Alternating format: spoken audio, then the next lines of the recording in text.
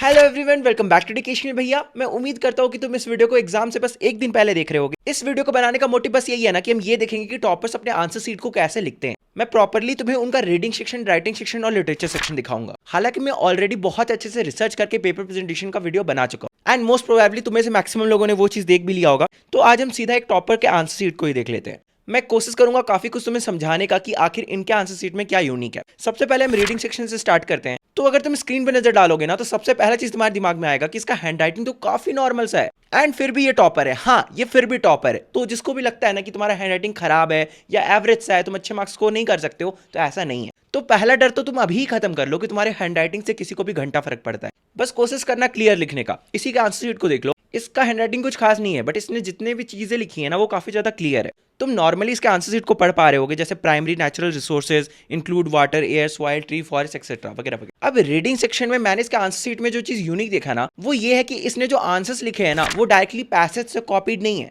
इसके सारे आंसर्स खुद में फॉर्म किए हुए हैं। मतलब इस बंदे ने पैसेज को सिर्फ एज अ हेल्पर यूज किया है, पैसेज से आंसर कॉपी नहीं किया है, जो कि अच्छी बात होती है। 2019 के बाद सीबीएसई ने डायरेक्टली बोल दिया था कि अगर तुम डायरेक्टली पैसेज से आंसर चिपकोगे तो तुम्हारे मार्क्स काट लिए जाएंगे। मतलब काट लिए जाएंगे ऐसा तो नहीं बोला था, बट उसका मार्क्स तुम्हें प्रॉपरली नहीं दिया जाएगा। हमेशा जब भी तुम्हें पैसेज में आंसर मिले तो उसे खुद से फॉर्म करके लिखना होता है, और इस टॉपर ने भी बिल्कुल वैसा ही करा है। और बाकी इसके आंसर्स में कुछ भी खास नहीं है। इसने बस clear to the point reading section को अटेम्प्ट करा है। वैसे मैंने कल ही रीडिंग सेक्शन के ऊपर प्रॉपर डेडिकेटेड वीडियो अपलोड करा है, जिसमें मैंने बताया कि रीडिंग सेक्शन में किस किस टाइप के क्वेश्चंस आते हैं एंड उन्हें कैसे अटेम्प्ट करना है, और भी बहुत सारे प्रॉब्लम्स के बारे में बताया है और टिप्स एंड ट्रिक्स भी दिया है। तो अगर तुमने अभी तक उस वीडियो को नहीं देखा है तो जाके देख लो।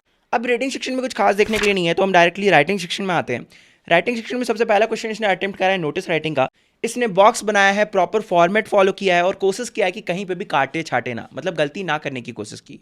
हालांकि अगर स्पेलिंग मिस्टेक निकालना हो तो मैं यहां से भी निकाल दूंगा। बहुत सारे स्टूडेंट्स को डर लगता है ना कि अगर वो स्पेलिंग मिस्टेक्स करते हैं तो उनके बहुत ज्यादा मार्क्स कट जाएंगे। तो मैं फिर से यहां पे क्लियर कर देता हूं कि एग्जामिनर को अगर तुम्हारा 1 मार्क्स काटना होगा ना तो उन्हें तुम्हारा 4 स्पेलिंग मिस्टेक ढूंढना पड़ेगा। और किसी भी एग्जामिनर के पास इतना फालतू टाइम नहीं होता है कि वो तुम्हारे पेपर से इतने सारे स्पेलिंग मिस्टेक्स निकाले। तो वहीं एज्यूम कर लो अगर एग्जामिनर को तुम्हारा 4 मार्क्स काटना है स्पेलिंग मिस्टेक से, तो उसे तुम्हारे पेपर में 16 मिस्टेक ढूंढना पड़ेगा। एंड किसी भी एग्जामिनर के पास इतना फालतू टाइम नहीं होता है कि वो एक पेपर में 16 मिस्टेक निकालते फिरे। तो एक टिप दे रहा हूं कि अगर तुम छोटी मोटी स्पेलिंग मिस्टेक भी करते हो ना तो उसके चलते वहां पे काटा छाटा मत करो। अगर तुम ज्यादा काट छाट करोगे तो एग्जामिनर का वहां पे तुम्हारा अटेंशन चला जाएगा और फिर वो तुम्हारा नंबर काट सकता है थोड़ा बहुत। लेकिन फिर भी इस डर को अपने मन से हटा लो कि तुम्हारे स्पेलिंग मिस्टेक से बहुत ज्यादा नंबर कटते हैं। इवन दो ये लैंग्वेज का पेपर है, लेकिन ऐसा नहीं होता है। इसी बच्चे का देख लो, ठीक, काफी सिंपल वे में इसने नोटिस के पूरे फॉर्मेट को फॉलो किया है। बस इसने प्रॉपर बॉक्स बनाया है। आर्टिकल राइटिंग, रिपोर्ट राइटिंग में भी कुछ भी स्पेशल नहीं है।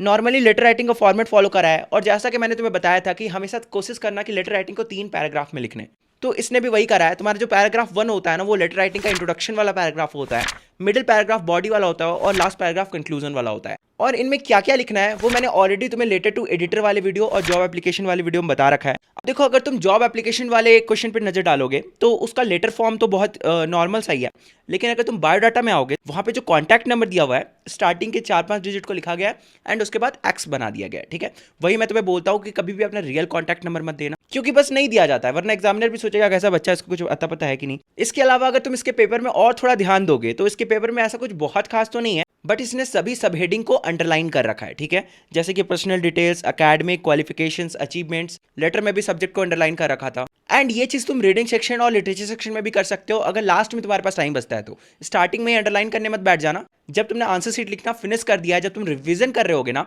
तो उस टाइम क्या करना, तुम्हारे आंसर का जो मेन पॉइंट होगा उसे अंडरलाइन कर देना। और इससे एक और फायदा होता है कि स्पेलिंग मिस्टेक में भी तुम्हारे टीचर का नजर नहीं जाएगा। फिर तुम देखोगे कि इसने बायोडाटा को बॉक्स में डाला, इट्स नॉट नेसेसरी, बट तुम चाहो तो डाल सकते। अब हम लोग लिटरेचर सेक्शन देख लेते हैं, जिसके लिए मैं उतने देर से वेट कर रहा था। तो यहाँ पे तुम कुछ आंसर्स देखोगे, like in the poet a thing of beauty John Keats talk about the grandeur of mighty dead. तो इस फर्स्ट लाइन में तुम्हें क्या अलग सा लगा? वही जो मैंने ऑलरेडी तुम्हें पेपर प्रेजेंटेशन वाली वीडियो में बताई थी कि जब भी तुम आंसर स्टार्ट करो ना तो इंट्रोडक्शन में चैप्टर का नाम और उसके ऑथर या फिर उसके पोएट का नाम जरूर मेंशन कर दिया करो। कोशिश करो कि एग्जाम से पहले तुम सारे ऑथर और पोएट का नाम याद करके जाओ, ताकि तुम जैसे ही क्वेश्चन पढ़ो तुम्हें पता चल जाए कौन सा चैप्टर से है और कौन सा पोएम से है, तो तुम डायरेक्टली चैप्टर का नाम और उसके ऑथर या फिर पोएट का नाम से स्टार्ट कर सको। Like in the poem a thing of beauty, John Keats talk about a thing of beauty chapter का नाम है, और जॉन किट्स कौन है? तुम्हारे पोएट है, ठीक है। हालांकि फिर तुम अगले ही क्वेश्चन में देखोगे कि उसने वो वाली फॉर्मेट फॉलो नहीं की है, हो सकता है उसे उस चैप्टर का ऑथर का नाम याद नहीं होगा। देखो ये चीज क्लियर कर देता हूं, अगर तुम इंट्रोडक्शन में चैप्टर का नाम और ऑथर या पोएट का नाम लिखते हो तो उससे तुम्हें एक्स्ट्रा मार्क्स तो नहीं मिलेगा, लेकिन तुम्हारा मार्क्स भी नहीं कटेगा। वो एक अच्छा इंप्रेशन छोड़ेगा तुम्हारे एग्जामिनर पे, और एक तरह से वो तुम्हारे आंसर का वर्ड लिमिट इंक्रीज करने में भी हेल्प करेगा, ठीक है। और हमेशा जब भी तुम आंसर को एंड करो तो कंक्लूडिंग पॉइंट के साथ एंड किया करो, ठीक है। ऐसे नहीं कि जैसे तैसे एंड कर दिए, जैसे यहाँ पे कैसे एंड किया गया है, थस ब्यूटी इज एंडलेस